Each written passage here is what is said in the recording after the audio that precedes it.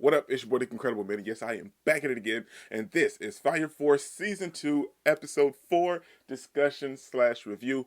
And boy, oh boy, let's get into it. I don't think I do it good, no, I think I do it great. They would do it if they could, they can't do it, so they hate. Everybody wanna look, but nobody wanna play. Stealing eyes. Man, oh man, this episode yet again was another banger. Oh, I need to cool myself down. Because Fire Force brought the heat, man. Yes, at it again. The action was on point, the animation was on point, the colors, the voice acting, everything was top tier. And I'm not just overhyping everything up because this is legit. It was that good throughout this entire episode. Oh my gosh, every character showed up, and I just love the fact that we see Fire Force coming in hardcore in just the first few episodes. It's 4 episodes in, and they went all out. You can definitely tell that David Production went ham on this animation, the quality, the art style, everything is top tier, man.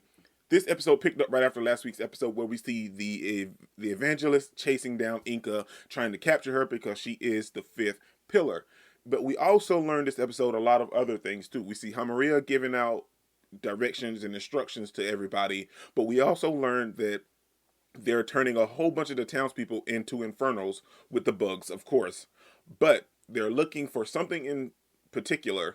I'm assuming someone that like they can turn into an inferno, kind of like how the dude from the first did, where like he didn't turn into inferno, like he ended up gaining fire powers from the bug.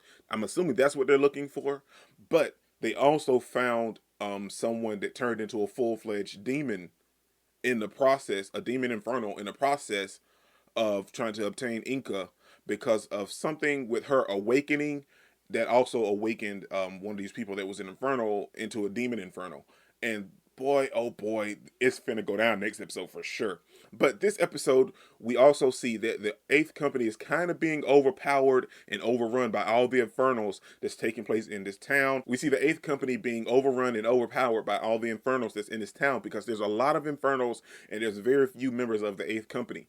Now, at that time, we see the sisters running back and forth trying to help put all these infernos to rest along with other members of the squad.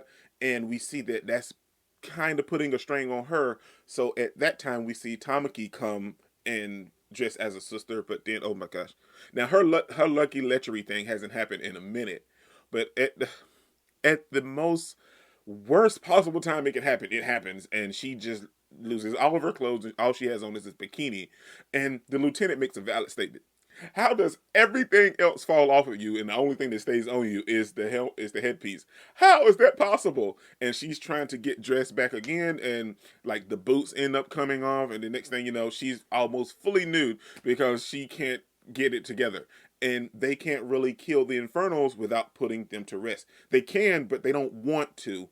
And Haramia made a very valid point to me. It's like they set these standards for themselves and they put these shackles on themselves, having to recite the vows and everything, not the vows, the quote to put them to rest when they could just kill the Infernos. But granted, I see why they don't, because that would just make them just as bad as the evangelists turning innocent people into Infernos if they don't put these Infernos to rest. So they have to wait. And at this time, we see some help come from other squads. We see the bubblegum guy from the 5th company. We see Juggernaut. We see one of the lieutenants, I think Karum, from the 1st company. We see members from the 5th company and the 2nd company coming to help the 8th company. And I love that because we know that they needed help, but at the same time, they can't really reach out to everybody. So it's only a few key members that they've already encountered already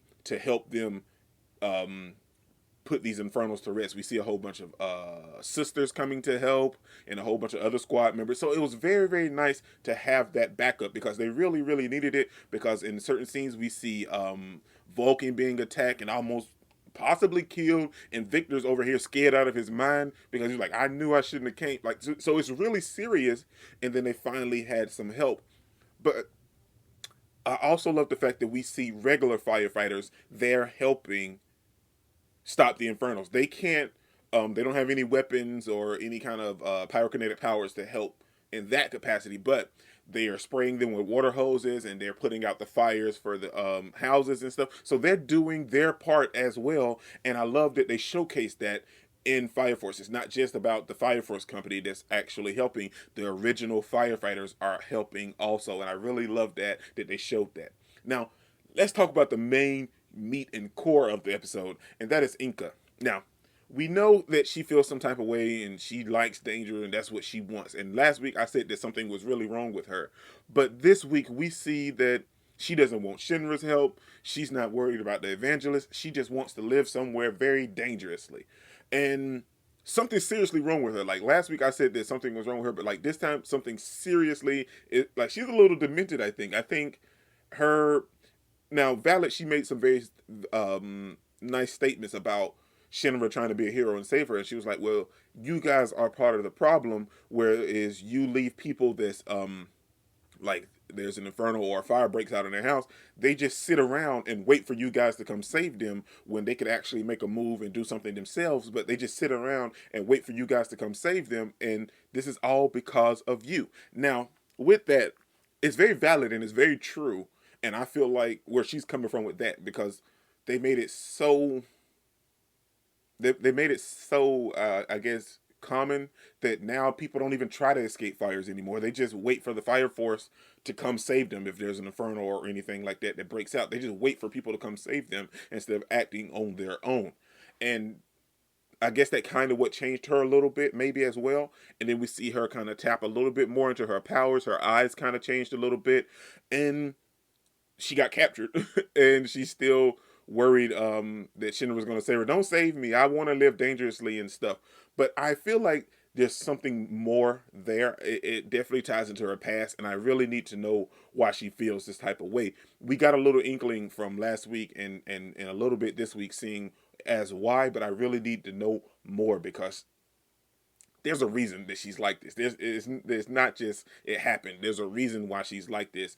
And chick, I'm going to be 100%. You do not want to go with the evangelists. I mean, sure, the Fire Force aren't the greatest people, but because they got a little like they just she mentioned that, you know, people have to wait for them to save them and stuff, but they're the better of the two options. I'm just saying, the evangelists, no, they are not the people you want to go with. And we also learned that they are 8 pillars. They're looking for 8 pillars. So now we know 5. The very first, Haramea, Sho, Shinra, and Inca. Those are the 5 that we know. But there's 3 more lurking or that's going to be created. So there's 8 pillars in total. But then we see this episode, Shinra he's not getting completely beating because he's getting back up, but he's being mollywopped. This dude is laying hands on him, and the action that is coming forth, oh dude, it's so epic between Shinra and this dude. It's hands down legit. Then we see Arthur finally come in contact with Haramea to stop her, and he's the only one that can, and they're having their little fight. So dude, everything is getting legit, and I feel like next week is going to be the conclusion to everything, because we have to deal with the Demon Inferno, Arthur versus Haramea, and Shinra versus what is this dude's name? I can't remember. Anyway, the other evangelist. But stuff is getting real, and we see all of the people that came to help. And I think that's great that they finally have some people that's actually backing them that actually came out. We know that a couple companies support them, but for the ones that do, to come out and help them in this process is actually really nice because they want to help save the people. Man, dude, episode 4 was legit, man. This is where they're incredible. Don't forget to smash the like button until you can't smash it anymore. Comment down below. Now be sure to respond to each and every one of them and subscribe, but only if you really want to, man. And remember that anime matters, anime is greatness, and anime is life, man. Peace out. I cannot complain because today, I'm doing my thing, I stay my lane, and fight through